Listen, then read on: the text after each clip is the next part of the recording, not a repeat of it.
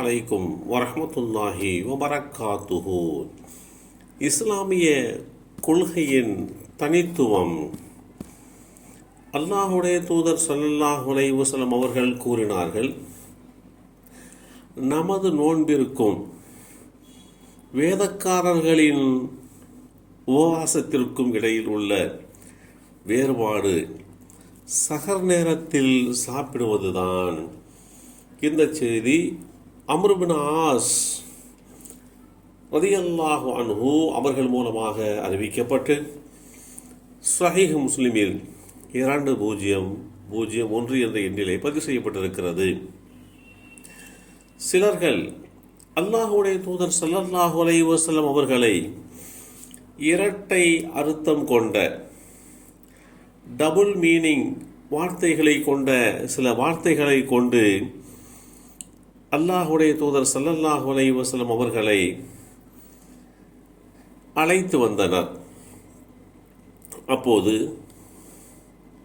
அல்லாஹ் சுப்ஹானஹு தஆலா வேதமறை குர்ஆனின் மூலமாக, விசுவாசம் கொண்டோரே, நீங்கள் நம்முடைய தூதரை பார்த்து இரண்டு அர்த்தம் கொடுக்கும் சொல்லாகிய ராயினா என்று சொன்னாதீர்கள். இதற்கு பதிலாக அன்புடன் நோக்குவீராக என்னும் பொருளை தருகின்ற உன்லுருனா என்று கூறுங்கள்.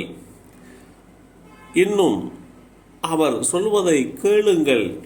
மேலும் நிராகரிப்பவர்களுக்கு நோவினை தரும் வேதனையும் உண்டு என்று வேதமறை குர்ஆன் குறிப்பிடுகின்ற இந்த செய்தி அத்தியாயம் 2 சூரத்துல் பக்ரா வசனம் 104 தெளிவுபடுத்தப்பட்டிருக்கிறது.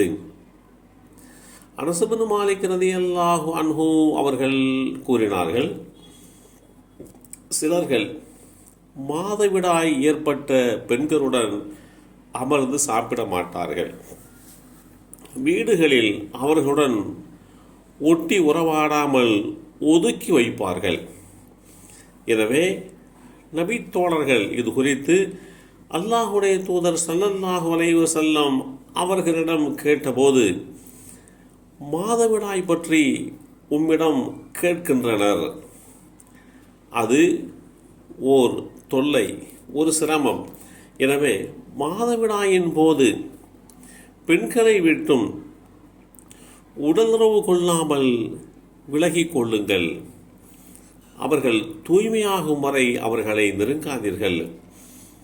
அவர்கள் தூய்மையாகிவிட்டால் அல்லாஹ் உங்களுக்கு கட்டளையிட்டவாறு அவர்களிடம் நீங்கள் செல்லுங்கள். திருத்திக் கொள்வோரை அல்லாஹ் விரும்புகிறான், தூய்மையாக இருப்போரையும் அல்லாஹ் விரும்புகிறான்.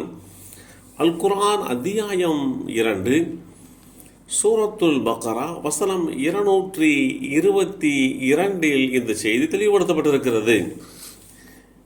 இதனை அடுத்து அல்லாஹுடைய தூதர் ஸல்லல்லாஹு அலைஹி வஸல்லம் அவர்கள், மாதவிடாய் ஏற்பட்டிருக்கக்கூடிய பெண்கள் ஒரு நோவினைக்கு உள்ளாக்கப்பட்டிருக்கிறார்கள்.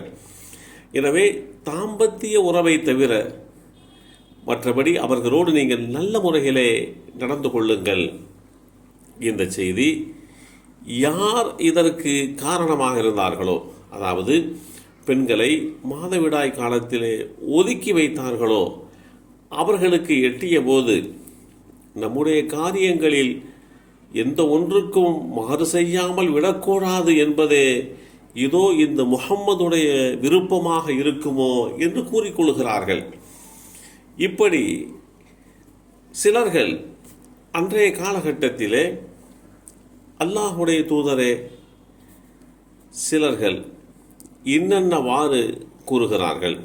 எனவே மாதவிடாய் ஏற்பட்டுள்ள பெண்களுடன் நாமும் ஒட்டி உறவாடாமல் இருந்தால் என்ன என்று கேட்கப்பட்டது.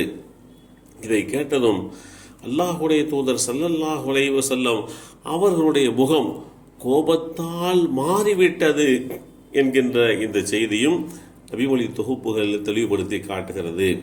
எனவே இஸ்லாமிய மார்க்கத்தினுடைய கொள்கைகள், கோட்பாடுகள் எல்லா வகையிலேயுமே எல்லோரோடும் அங்கீகரிக்கப்பட்ட வகையில் உள்ளதுதான் என்பதை புரிந்து கொண்டு வாழ தலைப்பட வேண்டும். அல்லாஹ் அருள் புரிவானாக. அஸ்ஸலாமு அலைக்கும் வரஹ்மத்துல்லாஹி வபரகாத்துஹு.